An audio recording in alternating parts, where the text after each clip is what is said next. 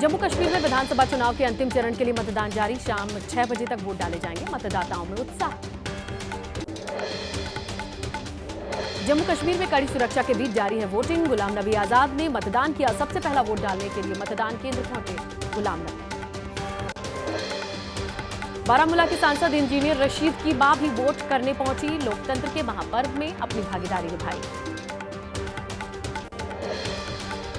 जम्मू कश्मीर विधानसभा चुनाव के तीसरे चरण के मतदान को लेकर सुरक्षा सख्त है। पोलिंग बूथ्स के बाहर सुरक्षा के कड़े इंतजाम। जम्मू कश्मीर में हो रहे अंतिम चरण के चुनाव के लिए 415 उम्मीदवारों की किस्मत दांव पर है। तीसरे चरण के लिए हो रहे मतदान में कई वीआईपी उम्मीदवारों की किस्मत भी दांव पर है, जिसमें नगरोटा से बीजेपी उम्मीदवार देवेंद्र सिंह राणा, आरएसपुरा से पूर्व मंत्री रमन भल्ला, इंजीनियर रशीद के भाई शेर खुर्शीद और सज्जाद लोन का नाम शामिल है। जम्मू रीजन की जिन 24 सीटों पर मतदान होना है, इन्हीं सीटों में एक सांबा सेक्टर की रामगढ़ सीट है, जहां इस बार 6 दशक के बाद विशेष रूप से बनाए गए बॉर्डर पोलिंग स्टेशन पर वोटिंग हो रही है।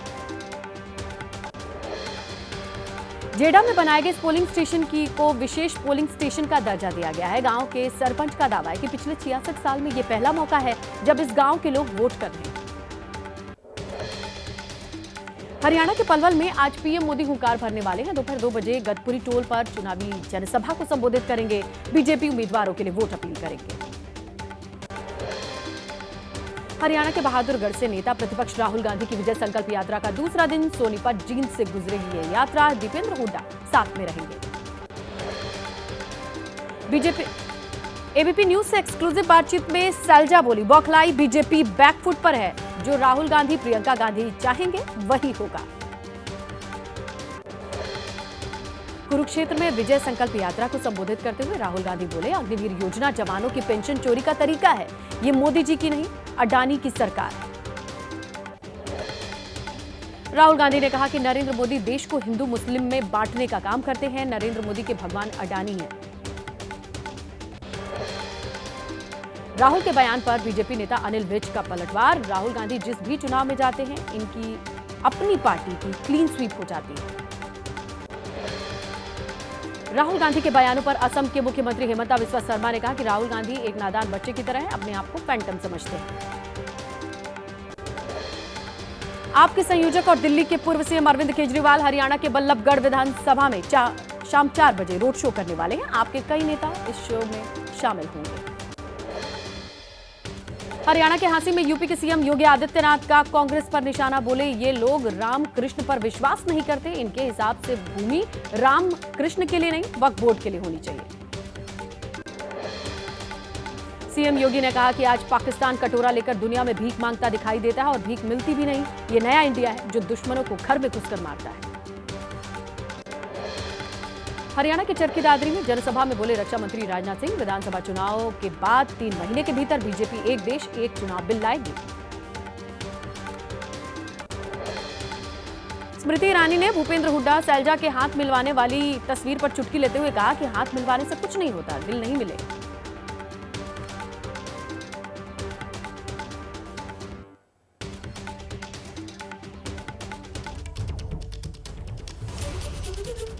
चलिए फटाफट से शुरू करते हैं राजनीति से जुड़ी कुछ अपडेट्स।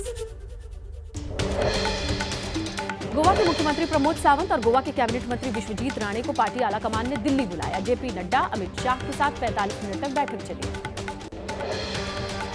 सूत्रों की माने तो दोनों नेताओं को मंत्री विश्वजीत राणे को पार्टी लाइन क्रॉस न करने की हिदायत दी गई, जबकि मुख्यमंत्री प्रमोद सावंत को सबके साथ सामंजस्य बिठाकर चलने के निर्देश दिए। दिल्ली में बीजेपी अध्यक्ष जेपी नड्डा के आवास पर पश्चिम बंगाल में संगठन को लेकर बड़ी बैठक हुई। गृह मंत्री अमित शाह, जेपी नड्डा, बीएल संतोष, राज्य के प्रभारी सुनील बंसल, बंगाल बीजेपी अध्यक्ष सुकांतो मजूमदार मौजूद रहे। केंद्रीय गृह मंत्री अमित शाह आज मुंबई के दौरे पर रहेंगे। इस दौरान शाह पार्टी पदाधिकारियों और वरिष्ठ नेताओं के साथ बैठक करेंगे। महाराष्ट्र में एनडीए की सोमवार को हुई बैठक के बाद महाराष्ट्र एनसीपी अध्यक्ष जयंत पाटिल ने कहा कि 7 घंटे तक चर्चा हुई है। सीट बंटवारे पर बातचीत जारी है। नागपुर में केंद्रीय मंत्री नितिन गडकरी ने कहा कि सरकार विश्व कन्या होती है, जिसके साथ जाती है उसे डुबो देती है। जो भी सब्सिडी मिल रही है उसे ले लो।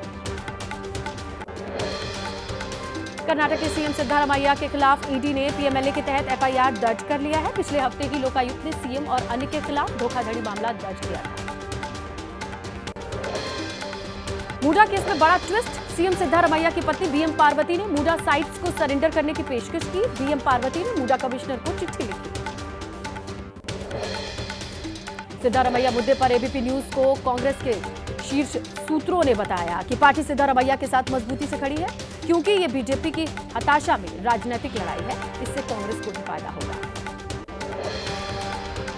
महाराष्ट्र में गाय को राज्य माता का दर्जा दिए जाने पर संतों में खुशी की लहर है। शंकराचार्य स्वामी अविमुक्तेश्वरानंद बोले, मुख्यमंत्री एकनाथ शिंदे का यह फैसला ऐतिहासिक है। महाराष्ट्र में गाय को राज्य माता का दर्जा दिए जाने पर यूबीटी नेता आनंद दुबे ने कहा कि हमें उनसे सीखने की जरूरत नहीं, हम गाय माता को भगवान की तरह मानते हैं। बीजेपी के लोग ढोंग करते हैं। गाय को राज्य माता का दर्जा दिए जाने पर वीएचपी नेता विनोद बंसल ने कहा कि गौरक्षा के लिए अच्छा कदम है, हम इस निर्णय का स्वागत करते हैं, इससे गौ माता का सम्मान बढ़ेगा।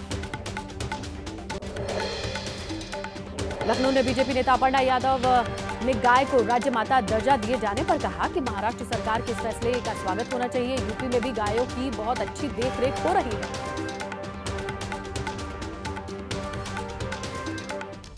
बाढ़ बारिश की अपडेट लेते हैं फटाफट। बाढ़ की चपेट में बिहार के 16 जिले, पूर्वी चंपारण, पश्चिमी चंपारण, अररिया, किशनगंज, गोपालगंज समेत कई इलाकों में बाढ़। करीब 10 लाख लोग प्रभावित। एनडीआरएफ, एसडीआरएफ की टीमों को तैनात किया गया।